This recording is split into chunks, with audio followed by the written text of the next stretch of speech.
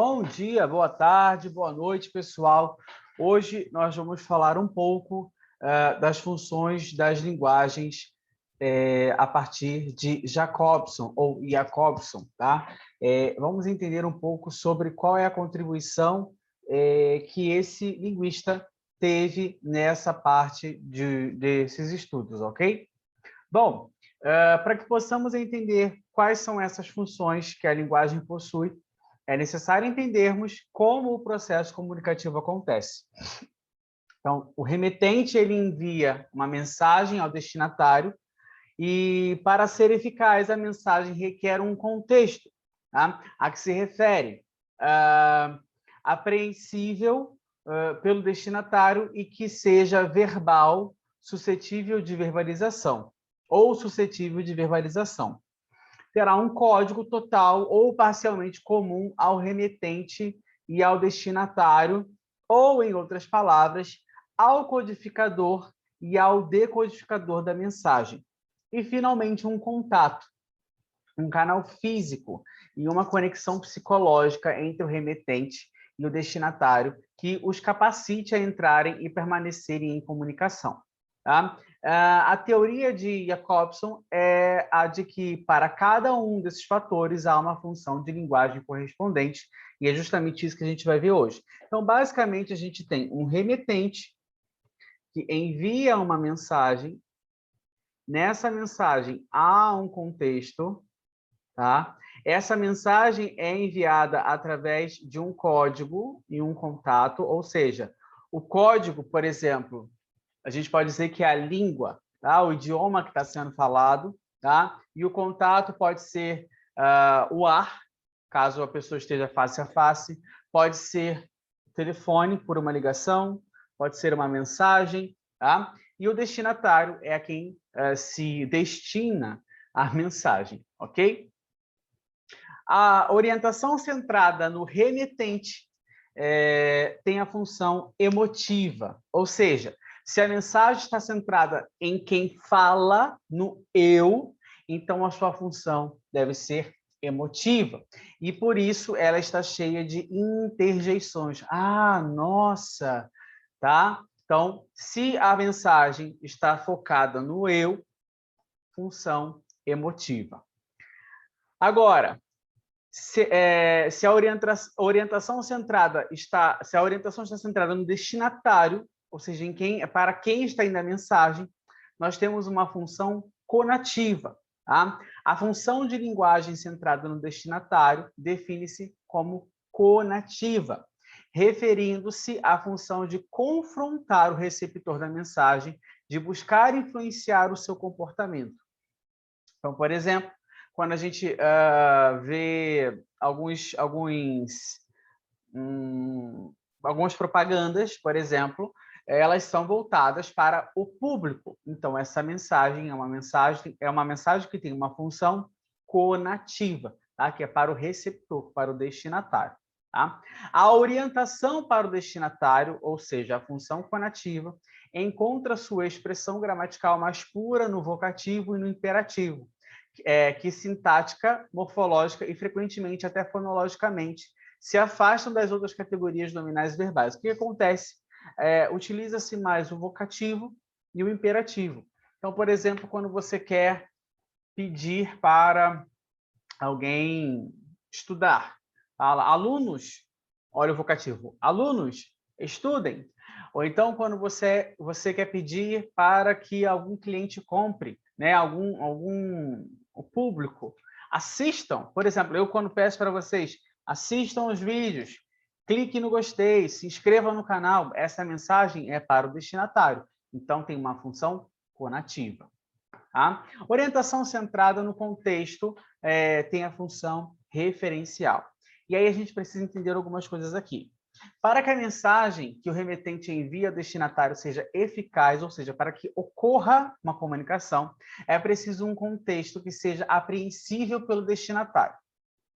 A noção de contexto remete ao próprio conteúdo referencial da mensagem, ou seja, as funções, as informações que fazem referência à realidade biosocial. Tá? Dizer que as informações na prática nunca se limitam ao conteúdo da mensagem em si. Ou seja, a interpretação adequada de uma frase pode, por exemplo, depender das informações transmitidas em frases proferidas anteriormente. E aí nós temos um contexto linguístico ou de dados referentes ao local, ao momento da comunicação, ou mesmo ao tipo de relação entre interlocutores. E aí teríamos uma situação extralinguística. Então, vamos lá. A gente está conversando sobre algum assunto, sobre prova, ou sobre viagem, ou sobre qualquer outra coisa. Então, caso tenha uma outra informação que esteja meio que solta, a gente sabe que está dentro daquele contexto, porque nós temos informações transmitidas anteriormente. Então, isso seria um contexto linguístico. Agora, se eu já estou viajando, ou se eu já estou dando aula, ou se eu já estou inserido dentro de um outro contexto, e aí há uma outra informação, há uma outra mensagem que é transmitida, mas o receptor, né, o destinatário, consegue entender aquele conteúdo porque ele sabe do local, ele entende o momento ali da comunicação, ele sabe qual a gente tem um tipo de relação, vamos supor, quando tem dois amigos, duas amigas conversando, e aí passa alguém e a pessoa só se comunica pelo olhar.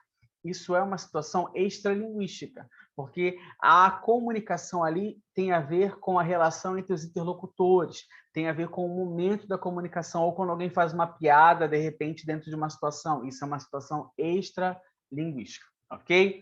O contexto é um conceito bastante elástico, que compreende toda a sequência de informações que é preciso compartilhar para se entender a mensagem. Quem fala, para quem está se falando, quando está se falando, em qual situação.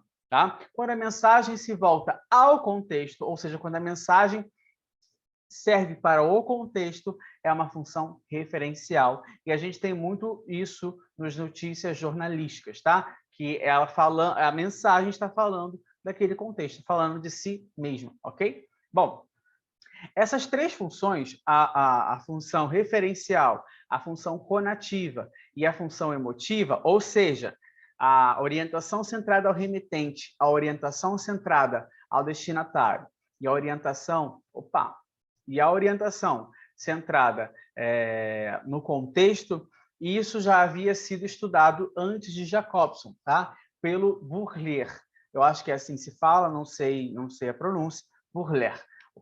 Perdão pela pronúncia, tá? Que era um psicólogo e linguista alemão, ok? Então, ele dividia que havia uma primeira pessoa, ou seja, quem fala, uma segunda pessoa para quem se fala, e uma terceira pessoa de quem se fala, tá? Ou seja, ali teríamos um contexto, uma função emotiva, eu, conativa, para quem eu falo, e referencial, ele que seria o assunto, né, de quem se fala na mensagem. Bom, a orientação centrada no código, e aí a partir daqui que entra justamente a diferenciação desses estudos a partir de Jacobson, tá? Ele começa a ver a orientação centrada no código, tá? Ele vê também a orientação centrada no contato e a orientação centrada na mensagem. Então, a gente vai observar isso aqui, tá? No código, teria uma função metalinguística.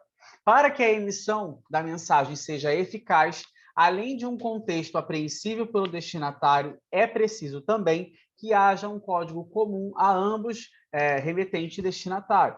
Quando o discurso põe em relevo o código, quando o remetente e destinatário querem confirmar que estão usando o mesmo código, a função desempenhada é a metalinguística, ou seja, quando os interlocutores querem confirmar esse código, nós estamos desempenhando a função metalinguística, tá? O código se define nesse quadro teórico como o estoque estruturado de elementos discretos que se apresentam como um conjunto de alternativas de seleção para a produção da mensagem. As línguas naturais são códigos, assim como seus correspondentes escritos. Por isso, a necessidade de que remetente e destinatário compartilhem em algum grau o mesmo código para que se comuniquem. É necessário que remetente e destinatário compartilhem em algum grau o mesmo código para que haja comunicação. Caso os falantes não compartilhem o mesmo código, não haverá comunicação. Redundante o que está escrito aqui, mas é bem para ficar claro mesmo. Então, por exemplo, se eu viajo para o Canadá e eu não falo francês, eu não vou conseguir me comunicar com algumas pessoas em Montreal, por exemplo. Porém, se eu falar inglês, pode ser que eu consiga me comunicar com algumas outras pessoas, tá? Porque lá eles falam 2 idiomas. Agora, se eu viajo para a China e eu não falo o idioma deles, não tem como. E ninguém ali, claro que todo mundo lá vai falar inglês também, mas caso eu não saiba falar o inglês também, e aí, como é que faz? Não faz, porque não vai ter comunicação. É basicamente isso aqui, tá? O código seria a estrutura ali que você está utilizando, a fala, a escrita, o desenho, ok? Bom, orientação centrada no contato é uma função fática. Além de um contexto de um código partilhável por remetente e destinatário, é também preciso um contato, um canal, uma conexão entre ambos que permita a comunicação. Contato se refere, então, ao meio pelo qual a mensagem é transmitida. Tá? E a função da linguagem preponderante, quando a atenção se volta para o contato, é a função fática, aquela que testa se o canal está funcionando, ou que também inicia, prolonga ou interrompe a comunicação. Vamos lá. Por exemplo, qual é o canal pelo qual nós estamos conversando aqui? Nós estamos falando pelo YouTube, nós estamos utilizando a internet. Então, caso você não tenha internet em casa, essa comunicação não vai fluir, não vai existir. Um outro exemplo, digamos que vocês têm o meu telefone e vocês ligam para me fazem uma chamada de vídeo ou uma ligação. Eu atendo e nós vamos conversar. Caso eu esteja sem área ou sem internet, a gente não vai ter. Então, aqui o contato é feito por isso aqui, pelo meio. Qual é o meio? Então, quando a gente está numa conversa ao vivo, qual é o meio? O ar. Tá? É o ar. Mas se for por telefone, o meio é o telefone, as ondas telefônicas, as ondas sonoras, e aí pela internet é a internet, enfim, por aí vai. É o contato é o meio pelo qual ocorre a comunicação. E aqui também há um outro detalhe que não se fala nesse material, porém é interessante lembrar, por exemplo, que depende também da mensagem que você quer mandar. Se você quer enviar um áudio de 10 minutos para alguém, não é o melhor contato. É melhor você fazer uma ligação. Se você quer escrever um blog, alguma coisa que seja muito grande no seu dia a dia, de repente escrever fique muito cansativo. Então, é melhor fazer o quê? Um vídeo. Então, isso também vai alterar ali o meio do seu contato, ok? Isso é extra, não está no material, mas enfim, é bom saber também. Uma orientação centrada na mensagem tem a função poética. Para que a comunicação da mensagem seja eficaz, é preciso o contexto, o código e o contato entre remetente e destinatário. Tem-se o remetente que envia uma mensagem a um destinatário e a função da linguagem quando ela se vira para a própria mensagem é a função poética da linguagem. Ou seja, quando a mensagem se vira para ela mesma, tem a função poética. Tá? A linguagem pode ter predominância da função poética, mesmo que não se trate de um poema. Isso é muito importante, tá? Porque podem se utilizar aliterações, né? Essa repetição de um som consonantal. Aí, no exemplo, a gente tem o pé de Pedro é preto, tá? O peito do pé do Pedro é preto. E nós temos também, podemos utilizar a assonância, que é um efeito estilístico conseguido com a repetição ritmada de uma mesma vogal tônica, tá? Eu acho que no exemplo é I like Anki, alguma coisa assim, tá? Então, essa sonoridade pode trazer ali... você faz como se fosse um trocadilho, algo do tipo, para que a pessoa preste atenção na mensagem. Então, a mensagem está focada nela mesma, não tem essa função poética. Tá? Jacobson disse que não devemos confinar a poesia à função poética. Até porque, por exemplo, na épica, o foco é aquilo de que se fala, tá? O foco é aquilo de que se fala, ou seja, ou de quem se fala. E aí nós teríamos uma predominância referencial, tá? Na lírica, a primeira pessoa sobressai. Então, nós teríamos a função emotiva, tá? Emotiva. Para entendermos melhor a função poética, devemos recordar a relação sintagmática e paradigmática de Saussure, porque a função poética está na maior atenção para a seleção que se faz das expressões linguísticas, bem como na combinação para sua articulação. Essa escolha, que se reflete no eixo sintagmático, revela a centralidade da própria mensagem, da maneira como ela é realizada. Afinal, como estamos observando, esse cuidado maior com a mensagem acaba por revelar-se nas aliterações, nas assonâncias, nos jogos de palavras, nas rimas e demais recursos estilísticos da linguagem. Então, é isso aqui que eu expliquei no slide anterior. Tá? Que a gente não vai focar a função poética na poesia, a gente vai focar quando a mensagem está voltada para si própria. Aí ela vai ter uma função poética. Eu vou utilizar a literação, vou utilizar a assonância, vou utilizar um jogo de palavra, uma rima, de repente, ok? Essas 6 funções, a referência emotiva, referencial, conativa, poética, fática e metalinguística, são isoladas, elas são estudadas isoladamente para serem analisadas, mas na prática o que se encontra nos textos são partes dessas funções, ou várias delas, ok? E há uma hierarquia da função, o que faz com que num dado texto encontre uma função predominante às demais. Dadas essas funções, Jacobson monta um esquema, né? E é esse esquema que está aqui, né? Emotiva, centrada no remetente, conativa, centrada no destinatário, referencial, centrada no contexto ou referente, poética, centrada na mensagem, fática, centrada no contato, metalinguística, centrada no código.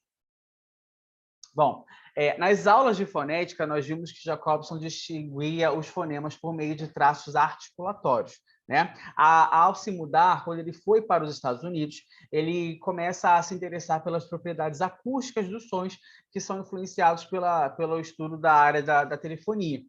Foi então que, com essa tecnologia, ele e Trubetskoy conseguem dissecar as diferenças entre fonemas como consequência de combinações de traços mínimos e binários. Isso a gente assistiu na nossa aula de fonética, né? A partir disso, passa a considerar um nível de análise ainda abaixo daquele dos fonemas, os traços distintivos. Daí a ideia de que a língua se organiza em graus de complexidade e que um nível mais básico se organiza para formar unidades de um nível superior. E aqui a gente começa a perceber a parte dos fonemas e dos morfemas, um nível menor dos fonemas que unidos formam um morfema. Vários morfemas vão formar sentenças, etc. Tá? Então, do menor para o maior. Coube ao próprio Jacobson mostrar que a fonologia acústica não era apenas uma representação útil para os fins técnicos que haviam levado à sua descoberta. Ele mostrou que a assimilação progressiva dos traços permite reconstituir as etapas que a criança percorre na aquisição da linguagem, assim como define a ordem que se dá sua perda nos falantes acometidos de afasia, ou afasia, não lembro a pronúncia correta, que eu acho que, se eu não me engano, é quando tem a parte... Deixa eu... Enfim, vamos lá. Depois vocês procurem o que é afasia ou afasia.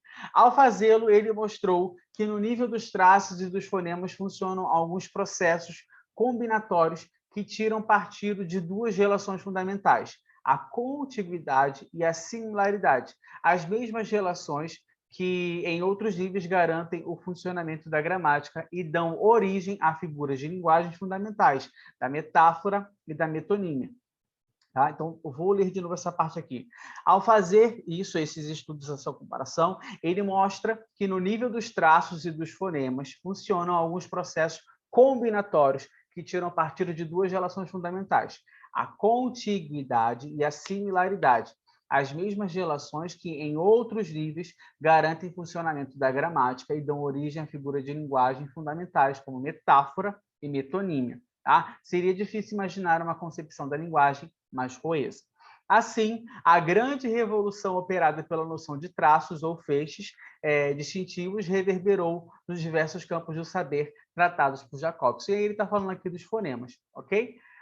As repercussões das ideias de Jacobson não são poucas e ainda contemporaneamente suas influências podem ser sentidas na semiótica, na psicanálise, na antropologia, nos estudos literários, nos estudos de aquisição da linguagem e nos estudos de tradução. Nos estudos de tradução, a sua solução para o problema criado por um estruturalismo radicalizado é muito importante de se ressaltar, né? Ele leva às últimas consequências a ideia de língua como um sistema fechado em si mesmo, né? Poderíamos ter um falante preso ao seu próprio código, o que levaria à possibilidade de tradução de um sistema para outro. O que ele quer dizer? Que a partir da tradução, né, ele diz que tudo pode ser traduzido, tá? Tudo pode ser traduzido. Então, ele fala que tudo pode ser expresso em qualquer língua humana. Pode não se ter uma tradução literal, mas vai poder ser expresso em outra língua, em qualquer língua humana. As línguas, elas não se distinguem por aquilo que podem dizer, tá? Uma vez que todas as línguas podem dizer qualquer coisa. Então, não essa língua diz, diz de uma forma, a outra língua diz de outra forma. A gente pode lembrar do exemplo da palavra parede, muro e muralha, que no inglês seria tudo wall. Então, no português nós temos três, mas não quer dizer que no inglês não se teria diferença. Tem a wall para tudo, mas ela consegue dizer exatamente o que cada uma é dentro do contexto. Tá? As línguas se distinguem por aquilo que nos obrigam a dizer. As línguas se distinguem por aquilo que nos obrigam a dizer. Então, por exemplo, no português eu tenho parede, eu tenho muro e eu tenho muralha. No inglês eu tenho wall. Agora, por exemplo, no inglês a gente tem pig para o porco vivo e pork para a carne de porco. E a gente aqui no Brasil fala porco para tudo, tá? Inclusive a gente fala porco para outras coisas, como para aquela pessoa que não gosta de tomar banho, para aquela pessoa que está fedendo, tá? Então a gente utiliza justamente isso, que a língua ela nos obriga a dizer algumas coisas, ok? Pessoal, eu espero que vocês tenham entendido, que vocês tenham gostado. Clique aí no gostei, compartilhe esse vídeo, se inscreva no canal. Um beijo e até a nossa próxima aula. Tchau!